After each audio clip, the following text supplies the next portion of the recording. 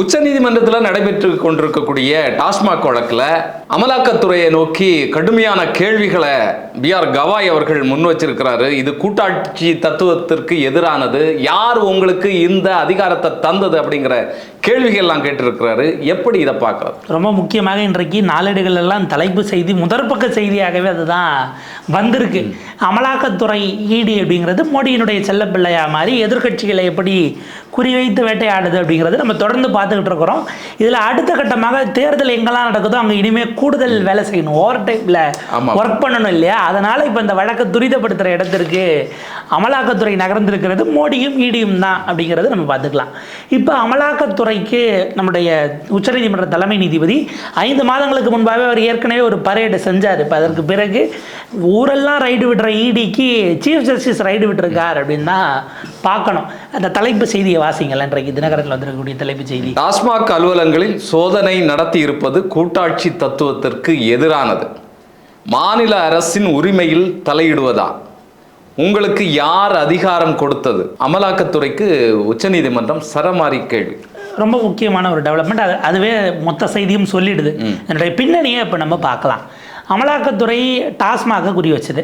அதில் இன்னொரு விஷயம் என்னவா பார்க்கப்பட்டதுன்னா, செந்தில் பாலாஜி மிகப்பெரிய அளவுக்கு அவங்களுக்கு உறுத்தலாக இருந்துகிட்டு இருந்தாங்க. அதன் அடிப்படையில் ஏற்கனவே அவரை சிறையில் வச்சு 24 தேர்தலுக்கு கொண்டு வராமல் போயிடலாமா அப்படிங்கிறதுக்கான வேலைகள் போனதை நம்மளால் பார்க்க முடிகிறது.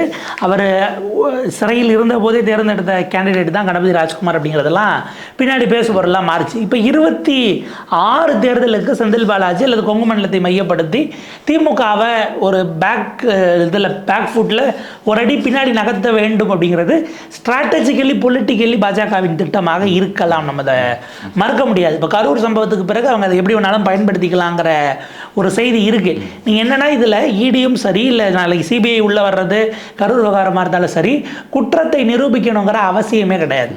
குற்றத்தை நிரூபிக்கலாம் வேண்டாம். வெறும் அவங்க மேலே அவதூறை இல்லை பெரிய குற்றச்சாட்டை சொன்னால் மட்டும் போதும். அந்த எண்ணிக்கை 1000 கோடி ஊழல்னு அண்ணாமலை சொன்னார். அண்ணாமலை சொன்னதை அடுத்த நாள் இடி அறிக்கையாக வெளியிட்டது. இப்போ அதை தான் நீதிமன்றத்துக்கு போய் பேசி தான் இப்போ அவங்க மாட்டிருக்கிறாங்க. அப்பப்போ அவங்களுடைய தேவையை பொறுத்து செந்தில் பாலாஜியும் சரி வேற நபர்களையும் சரி விசாரிச்சா போதுமே, அது பத்திரிகை செய்தியாகும், அதை பற்றி ஒரு விவாதம் நடக்கும், அது போதும். அந்த எண்ணிக்கை இருக்குல்ல, அந்த 1000 கோடி, 999 கோடி நடந்திருக்க கூடாதா, 1011 கோடியாக இருக்கக்கூடாதா? பட் உங்களுக்கு அது ரவுண்டாக இருந்தால் தான் ஞாபகம் வைக்க கரெக்டாக இருக்கும் அப்படின்ட்டு ஏதோ ஒரு ராசி அடிப்படையில் கொண்டு வந்து 1,76,000 கோடி. எவ்வளவு? 1,76,000 கோடின்னு இதில் 2Gயில் இவங்க கொண்டு வந்து போனதெல்லாம் நம்ம பார்க்க வேண்டியிருக்கு. ஸோ இப்போ இதில் அரசியல் நோக்கங்கள் இருக்கலாம். டாஸ்மாகில் சிக்கல் இல்லை, ஆனால் டாஸ்மாகில் எக்கச்சக்க சிக்கல் இருக்குது. ஆனால் அதை எப்படி பிடிக்கிறது அல்லது எப்படி கரெக்டாக அதை ஒரு வழக்கை நீங்கள் எடுக்கும்போது எஃப்ஐஆர் போடும்போது எப்பயுமே சொல்லுவாங்க, நீங்கள் டிவிஎஸ்சி நம்முடைய தமிழ்நாடு லஞ்ச ஒழிப்புத்துறையாக இருக்கலாம், இல்லை சிபிஐயாக இருக்கலாம், இல்லை மற்ற புலனாய்வு அமைப்புகள்லேயே ரொம்ப அந்த ஒரு எலைட்டுங்கிறத விட ஒரு மேம்படுத்தப்பட்ட நிலையில் இருக்காங்க, இல்லை சிபிசிஐடியோ, இவங்க எஃப்ஐஆரை ரொம்ப பார்த்து பண்ணுவாங்க. ஏன்னா நீங்கள் எஃப்ஐஆரை உடைச்சா எந்த கேஸையும் உடைச்சிடலாம். எதிர் தரப்பில் டிஃபென்ஸ் தரப்பில் எப்போ பார்த்தாலும் வழக்கில் எஃப்ஐஆரை உடைச்சிட்டோம்னா காலி ஆயிரும். நீங்கள் சார்ஜ் ஷீட்டு கூட அப்புறம் எஃப்ஐஆர் போட்டுட்டு தான் போடுறாங்க. எஃப்ஐஆரில் கோளாறுகளை கண்டுபிடிச்சி அதை குவாஷ் பண்ண வச்சிட்டோம்னா கேஸே இல்லாமல் போயிருங்கிறதுனால அது ரொம்ப கவனமாக உன்னிப்பாக பார்ப்பாங்க. அடித்தளத்தை காலி பண்ணணும் அப்படிங்கிற இடம்.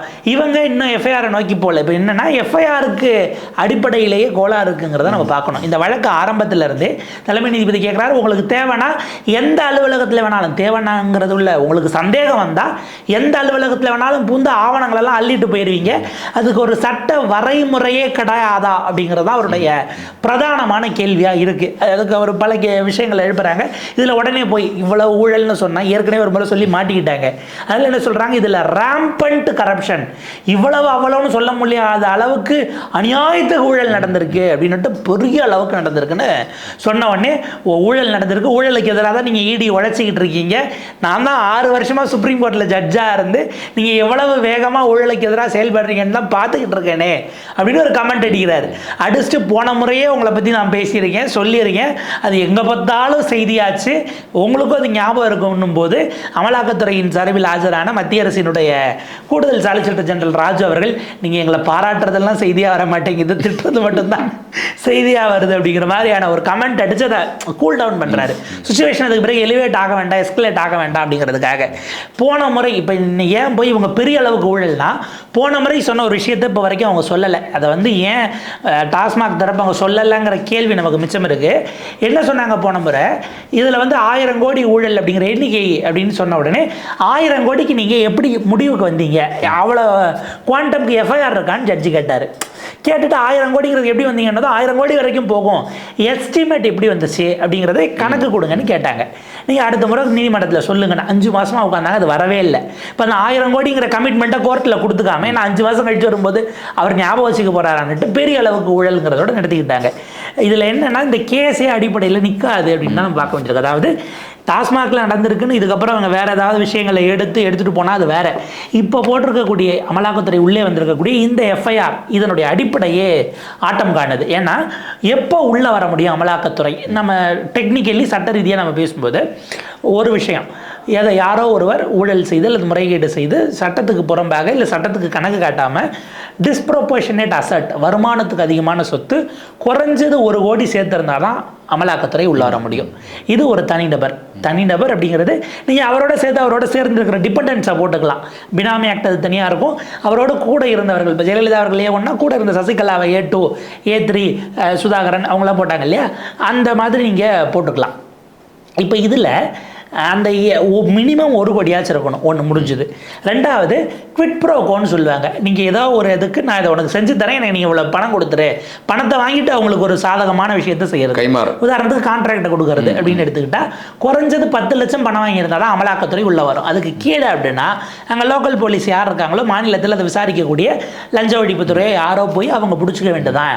ஆன்டி கரப்ஷன் நமக்கு உள்ளே போய் அவங்க பிடிக்கிறாங்கன்னா பிடிச்சிட்டு போயிடுவாங்க. இதுதான் அடிப்படையில் முகாந்திரம். இதில் அமலாக்கத்துறை இன்னைக்கு எப்படி உள்ளே வந்திருக்குன்னு கேட்டால், டாஸ்மாகில் 41 எஃப்ஐஆர் இருக்குது, நாங்கள் அதை வச்சு உள்ளே வரோங்கிறாங்க. அடிப்படையில் 41 எஃப்ஐஆரையும் நீங்கள் ஒன்றா சேர்க்கவே முடியாது. ஆச்சா, ஏன்னா 41 எஃப்ஐஆர்லையும் ஒரே A1 ஒரே A2 அப்படின்னா நீங்கள் ஒன்று சேர்க்கலாம், ஒரே A3னா வெவ்வேறு நபர்கள். நீங்கள் தமிழ்நாடு முழுக்க இந்த இடத்துல இந்த சேல்ஸ்மேனு 10 ரூபா கூட்டி வச்சிருக்காரு ஒரு புகார் இருக்குது, அவருக்கும் இங்கே நீங்கள் டாஸ்மாக் அமைச்சரை எப்படி லிங்க் பண்ணுவீங்கிற கேள்வி இருக்குல்ல. இந்த மாதிரி 41 புகார்கள், இந்த 41 எஃப்ஐஆரில் 34 எஃப்ஐஆர் அதிமுக காலத்தில் போடப்பட்டது. அப்படின்னா அன்றைக்கு டாஸ்மாக் அமைச்சராக இருந்தவர்கள் அவங்கள கூப்பிட்டு நீங்கள் விசாரிப்பீங்களா, எப்போ விசாரிப்பீங்க அப்படிங்கிற கேள்வி ஆபீஸாக வரும் இல்லைங்களா. அந்த காலகட்டத்தில் இதில் இந்த 41 எஃப்ஐஆரில் ஏற்கனவே 37 எஃப்ஐஆரை நீதிமன்றம் போதிய ஆதாரங்கள் இல்லைன்னு ரத்து பண்ணிருச்சு. ஸோ 4 தான் இருக்குது. இப்போ ஒன்றும் இல்லை, நீங்கள் வந்து ஓகே உங்களுக்கு நீங்கள் ஊழல் பண்ணி சொத்து சேர்த்துட்டீங்கன்னா உங்களுக்கு தனியாக விசாரணை நடக்குது. இந்த ஊழல் சொத்து கருப்பு பணம்னு அமலாக்கத்துறை உள்ளே வருது. உங்களை எதன் அடிப்படையில் உள்ளே வந்துச்சு, இந்த வழக்கு போடப்பட்டு ஊழல் புகாரில் நீங்கள் இருக்கிற எஃப்ஐஆரை வச்சு உள்ளே வந்துச்சு. உங்களை நீதிமன்றம் நீங்கள் ஊழல் பண்ணல, அது சரியாக கணக்கு பண்ணலன்னு சொல்லி விடுவிச்சிருச்சுன்னா அமலாக்கத்துறை உள்ளே வந்ததே செல்லாமல் போயிடும்ல. அப்போ பேஸ் எஃப்ஐஆரே உங்களுக்கு காலி ஆகும்போது அமலாக்கத்துறை இதில் உள்ளே வர முடியாது, எஃப்ஐஆர் காலி. இது எல்லாத்தோட டெக்னிக்கலாக போனால் அமலாக்கத்துறை இதில் முதல்ல உள்ளே வந்ததே தப்புங்கிற இடத்துக்கு வருது. ஏன்னா நான் முதல்ல குறிப்பிட்டதை போல் 1 கோடி ரூபாய் வேணும். இந்த 41 எஃப்ஐஆர் நீங்கள் கூட்டினீங்கனாலே 30 லட்சம் தான் வருது, 35 லட்சம் அதிகபட்சம் வருது. ஸோ அமலாக்கத்துறை உள்ளே வந்ததே முதல்ல தப்பு. அப்போ இதனுடைய நோக்கமே வந்து உள்நோக்கத்தினுடைய அரசியல் காரணங்களுக்காகத்தான் உள்ள வந்து. ஆமாம், இப்போ தனி எஃப்ஐஆரில் 10 லட்சம் வந்து ஒருவேளை அப்படி ஏதாவது ஒரு கேஸ் இருக்கா அப்படின்னு நம்ம எடுத்து பார்த்தோன்னா அதிகபட்சமாக ஒன்றத்தில் 8.3 லட்சம் இருக்குது, 10 லட்சம் வரல. அதன் படிவிலையும் நீங்கள் உள்ளே வர முடியாது. இதில் பார்த்தீங்கன்னா எல்லாம் 1 லட்சத்துக்கும் கம்மியானது. நீங்கள் உள்ளூரில் இருக்கிற நம்முடைய லஞ்ச ஒழிப்புத்துறை போலீஸார் பிடிக்கிறது தான் அதனுடைய பேஸாக இருக்கும். அதிகபட்சம் அவங்களுக்கு நீங்கள் கம்ப்ளைண்ட் கொடுத்து அவங்க போய் பணத்தை கொடுக்கும்போது அதில் பவுடரை தடவிட்டு போய் கையோட கவால்னு பிடிச்சி கைரேகையோட அந்த பணத்தை வாங்கி அப்படிங்கிறது தான் இப்போ வரைக்கும் பிடிச்சிக்கிட்டு இருக்காங்க. இப்போ இந்த மாதிரி பிடிக்கிறது டிவிஎஸ்சி, ஏன்னா 1 லட்சத்துக்கு கீழே இருக்குது, அதிகபட்சம் 8 லட்சங்கிறதெல்லாம் அவங்க உள்ளே வரணும். ஈடிக்கு உள்ள அதிகாரமே கிடையாது. இவங்க அடுத்து போகிற போக்க பார்த்தா தேட்டரில் பிளாக் டிக்கெட் வைக்கிறவங்க வரைக்கும் வந்து ஈடி பாஞ்சு பிடிக்கிற லெவலுக்கு போயிடுவாங்க. இவ்வளோ இருக்குது, ஈடிக்கு உண்டான மரியாதையே போச்சுங்கிற நிலைமைக்கு தான் அவங்க எப்படியாவது இந்தியாவிலேருந்து ஊழலை ஒழிக்கணும் அப்படிங்கிறதுல தான் மிக குறி. இல்லை, அவங்களுக்கு ஊழல் பிரச்சனை இல்லை, ஊழலை எதிர்கட்சி பண்ணுறது தான் பிரச்சனை. வந்து நல்ல சிலர்லாம் என்ன பண்ணுவாங்க, நல்ல தொழிலாளியாக இருந்தால் அவங்க நம்மக்கிட்ட வேலை பார்க்கணுன்னு வேறு இடத்துல இருந்து நகர்த்திட்டு வந்துடுவாங்கல்ல. சிறப்பாக கொள்ளையடிக்கிறவங்க பாஜகக்குள்ளேயும் பாஜக கூட்டணிக்குள்ளேயும் வர்றதா அவங்களுக்கு எப்போதும் தேவையானது அப்படிங்கிறதெல்லாம் நம்ம இதில் ஒன்று நினைவுபடுத்த வேண்டியது இருக்குது. அந்த ஆளும் கட்சி இருக்கக்கூடிய நிலக்கரி சுரங்க ஊழல் அதில் வந்து எங்களுக்கு போதிய ஊழியர்களில் ரைட் பண்ணுறதுக்கு அப்படியெல்லாம் சொல்லியிருந்தாங்க. ஆமாம், அது மிக நிச்சயமாக சத்தீஸ்கர் அது மத்திய பிரதேஷில் நடக்குது. அவங்க வந்து அங்கேருந்து கனிம வளங்களை வெட்டி எடுக்கிறது சம்மந்தமாக மிகப்பெரிய அளவுக்கு பிரச்சனை போயிட்டுருக்கு. வழக்கு பதியப்பட்டுருச்சு. அடிக்கிறதுக்கான வீடியோ ஆதாரங்கள் எல்லாம் பொது வெளியில் வந்துகிட்டு இருக்கு.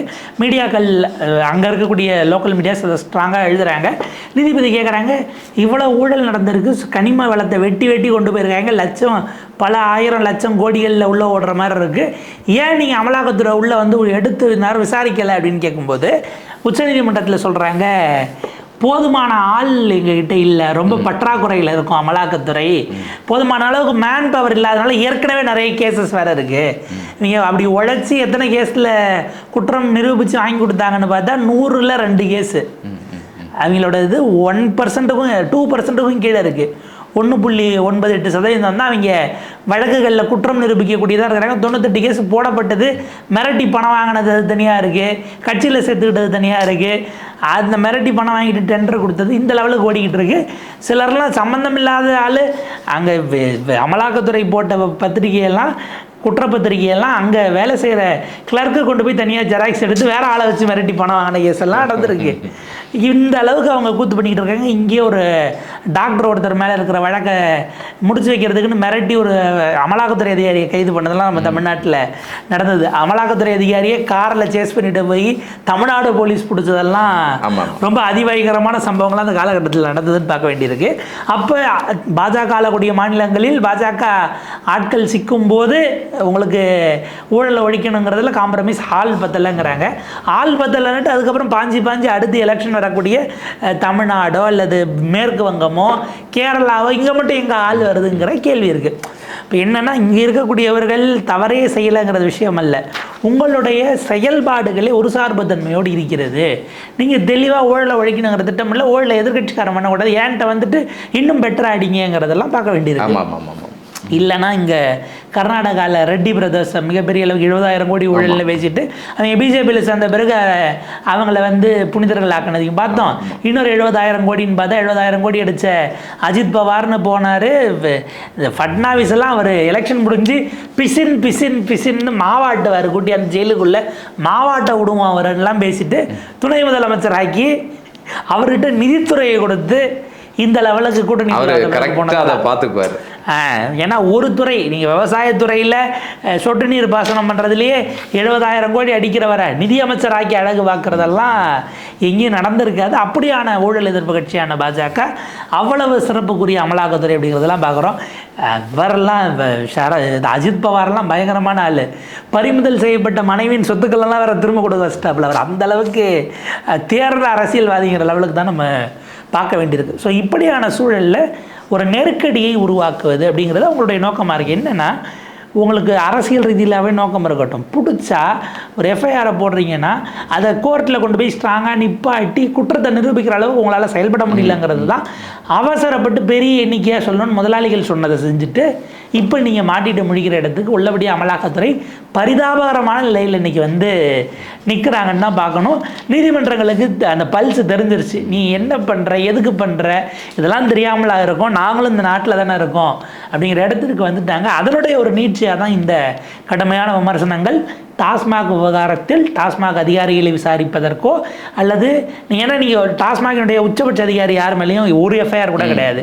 இதில் பல வழக்குகள் சர்ப்ரைஸாக செக்கிங்க்கு இன்ஸ்பெக்ஷன் போனப்போ அவங்க பார்த்துட்டு போட்ட வழக்கு. ஸோ மேலே இருக்கிற அதிகாரிகள், உயர் அதிகாரிகளின் இன்வெஸ்டிகேஷன் தமிழக அரசே வந்து எஃப்ஐஆர் போட்டிருக்காங்க. அவங்க அதிகாரிகளே போயிட்டு சர்ப்ரைஸ் செக்கிங் போயிட்டு விலையை ஏற்றி விற்கிறானே, என்ன இது டைமுக்கு தரக்கல, டைமை முடிச்சு பண்ணுறானேன்னு இப்படி போட்டது, கல்லால் இது குறையுதே, போனது இவ்வளோ இது வெளியில் போயிருக்குன்னா குறையுதேன்னு அவங்களே அவங்க இதில் செக் பண்ணி துறை ரீதியாக போட்டது. ஸோ இதுக்குள்ளே வந்ததும் தப்பு, வந்த பிறகு பெரிய அளவுக்கு எண்ணிக்கையை சொல்லி மாட்டலாம்னு அரசியல் ரீதியாக முடிவெடுத்தது தப்பு. இப்போ அதற்கான விலையை பாஜக அரசினால் இடி அனுபவித்து கொண்டிருக்கிறது தான் நம்ம பார்க்க வேண்டியிருக்கு. இல்லை, தொடர்ந்து வந்து இந்த வழக்கு எந்த திசையில் பயணிக்குது அப்படிங்கிறது நமக்கு இப்போவே கண்கூடாக தெரிஞ்சிருச்சு. நிச்சயமாக தமிழக அரசுக்கு சார்பாகத்தான் இது முடியும் அப்படிங்கிறது தான் நம்முடைய பார்வை. ஏன்னா நேற்றைக்கு தடையை நீட்டித்திருக்கிறார்கள். நீங்கள் டாஸ்மாக்லன்னும் போது தடையை நீட்டிச்சு, ஏற்கனவே கொடுத்த தடை 5 மாதங்களாக இருக்கக்கூடிய தடையை நீட்டிச்சு உத்தரவிட்டுட்டாங்க. எங்களை நீங்கள் கன்வின்ஸ் பண்ணணும். டாஸ்மாகில் அதிகாரிகளை நீ எப்படி தொடுப்ப? இதிலேயே நேற்று ஒரு வாதம் வச்சாங்க. அந்த வாதத்தெல்லாம் நம்ம எதிர்பார்க்கவே இல்லை. அவங்க என்ன கேட்குறாங்க, நாங்கள் ரைடு விட்டோம், 40 மணி நேரம் உள்ளே வச்சுருந்தோம்லாம் சொல்கிறாங்க. அந்த 40 மணி நேரம் உள்ளே இருந்த ஆள் கேஸ் போடாமல் டாஸ்மாக் ஏன் கேஸ் போடுதுன்னு ஒரு பெரிய மிகவும் பயங்கரமான லாஜிக்கை கேட்டாங்க. இது அடிப்படையிலே மிக அபத்தமானது. ஏன்னா ஊழியர்கள் அப்படின்னும் போது ஊழியர்களுக்கான உயிருக்கும் உடமைக்கும் உத்தரவாதம் கொடுப்பது, அதுக்கான ப்ரொடெக்ஷனை உறுதி பண்ண வேண்டியது நிறுவனம். அரசு நிறுவனமாக இருக்கும்போது கூடுதல் பொறுப்பு இருக்குது. நீங்கள் நிறுவனங்களுக்கான மேற்பார்வைங்கிற இடத்துலையும் அரசு நிறுவனங்கிற இடத்துலையும் அவங்களுக்கான உரிமைகளை பாதுகாப்பது. ஏன்னா பணியிடங்களில் பாதுகாப்புக்கு நமக்கு ஏன் இவ்வளவு சட்டம் இருக்குங்கிற கேள்வி இருக்கு இல்லையா? அப்போ அரசு ஊழியர்களுக்காக அரசு வராதாங்கிறதே இவ்வளவு மோசமான தர்க்கம். ஏன்னா நீங்கள் பெண்களை காக்க வச்சுருக்கிறீங்க, அவங்களுடைய மொபைல் ஃபோன்ஸை பறிக்க வச்சுருக்கிறீங்க, அவங்களுடைய ரைட் டு ப்ரைவசி பாதிக்கப்பட்டிருக்கு, தகவல் சொல்ல முடியல, ரெஸ்ட் ரூம் போக முடியல, சிசிடிவி கேமராக்களை மறைச்சிட்டு நாங்கள் துருவி விசாரிக்கிறவங்க பேர்லாம் பண்ணிங்கிறது இன்னும் பயங்கரமான குற்றச்சாட்டு. ஸோ இதில் இருந்தெல்லாம் இடி வெளியில் வராமல் இருப்பதற்கு பதிலாக இப்படி போய் அவங்க மாட்டியிருக்காங்க அப்படிங்கிறது தான் பார்க்கணும். இப்போ இருக்கக்கூடிய சூழலில் இதுக்கு பிறகு இது வந்து நவம்பருக்கு பிறகு வேறு பெஞ்சுக்கு போகலாம். வேணா இப்போ பிஆர் கவாய் சீஃப் ஜஸ்டிஸ் தான், அவருக்கு நவம்பர் மாதம் ரிட்டையர்மெண்ட் வருது, நவம்பர் 6ன்னு நினைக்கிறேன். ஸோ அவர் ரிட்டையர் ஆன பிறகு வேறு பெஞ்சுக்கு வரும்போது ஒருவேளை திரும்ப இதை ட்ரை பண்ணுவதற்கு வாய்ப்பு இருக்கிறது. எப்படி திமுக செந்தில் பாலாஜி அவர்கள் தொடர்பான வழக்கை அவர் அமைச்சராவதற்கான கடுமையான விமர்சனங்களை வைத்த நீதிபதி ரிட்டையர் ஆன பிறகு வேற பெஞ்சுக்கிட்ட கொண்டு போனாங்களோ அதே அவங்களும் பண்ணுவதற்கு வாய்ப்பு இருக்குது. பட் அது நீதிமன்றம் இப்படி பார்வை பார்க்குது, வேற பெஞ்ச் வேறு விதமாக பார்ப்பாங்களா, அதெல்லாம் நம்ம பொறுத்திருந்து தான் பார்க்கணும். சரி, தொடர்ந்து இந்த விஷயத்தில் என்ன நடக்கு அப்படிங்கிறத நம்ம பொறுத்திருந்து தான் பார்க்க வேண்டியது இருக்குது. தொடர்ந்து இதை பற்றி பேசுவோம்.